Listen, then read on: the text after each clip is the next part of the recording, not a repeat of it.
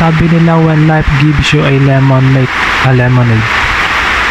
Sa tingin ko, totoo yun. Kasi laging paiba-iba yung buhay eh. Hindi mo aasahan laging ibibigay niya sa'yo matatamis na prutas, bibigyan ka niya ng mansanas, ng saging. Minsan, ang ibibigay niya sa'yo, maasim o baka nga mapakla pa. Ang tinutukoy ko rito yung mga karanasan o pangyayari sa buhay natin. Hindi laging masaya. Life is not a fairy tale. Ito nga yung sinasabi ni Ochi Madara kung nanonood kayo ng Naruto na Wake Up to Reality. Dahil ang realidad hindi siya fairy tale, maraming pwedeng mangyari na hindi mo kontrolado, hindi mo gusto mo, hindi mo inaasahan o kanais-nais. Kaya na naman tanggapin yun. Dahil kung hindi mo tatanggapin yun, magiging bitter ka sa buhay, magiging mapakla ka na klase ng tao. Magagalit ka sa mundo. Dahil magtatanong ka niyan, bakit nangyari sa akin to? But that's the reality. Pwede ka lumabas ng bahay niyo, mabangga ka na lang nasa sakyan dyan. O may mga hold up sa'yo dyan, tamaan ka ng kidlat, madulas ka. Maraming pwede mangyari sa'yo, kapahamakan o kasakitan. Kaya wake up to reality na hindi laging maganda yung ibibigay o ibabato sa'yo ng buhay. At dapat nakahanda ka ron na kahit hindi na maganda yung ibinato sa'yo, kahit lemon na, maasim na, kaya mo pa rin gawing lemonade.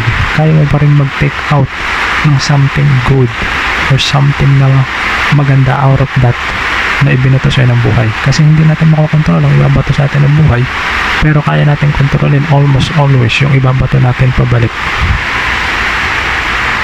So maging adaptable ka, mag-learn ka na mag-adapt. Kasi nga sabi nga ni Charles Darwin, sa natatandaan ko, hindi naman daw yung pinakamatalino, pinakamalakas o pinakamabilis yung nagsusurvive eh.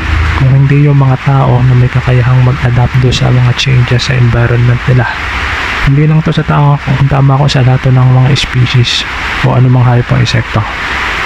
The ability to change. At kung tama ko, yun din yung sinabi ni Einstein, na ang measure daw ng intelligence o katalinuhan ng isang tao ay yung kakayahan niyang magbago, which is to adapt.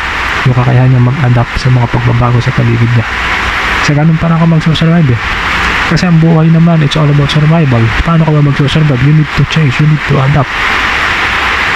Unless nga, siguro, dumating ka na sa punto na makahanap ka ng isang bagay na willing ka nang mamatay sa bagay na yun. Hindi mo nagugustuhin pang mag-adapt. For example, yung mga bayani, kaya nilang mag-adapt, pwede nilang baliid yung mga principles nila, katulad nila Rizal, bakit kanila kailangan ipagtanggol yung Pilipinas, pero hindi nila ginawa. Dahil for them, yun na yung meaning ng buhay nila, isakripisyo yung buhay nila para makalaya yung bansa natin. O yung mga santo na namamatay dahil sa paniniwala nila, hindi nila tinatakwil o kinakailan na naniniwala sila doon sa anumang relihiyon na kinakasapian nila.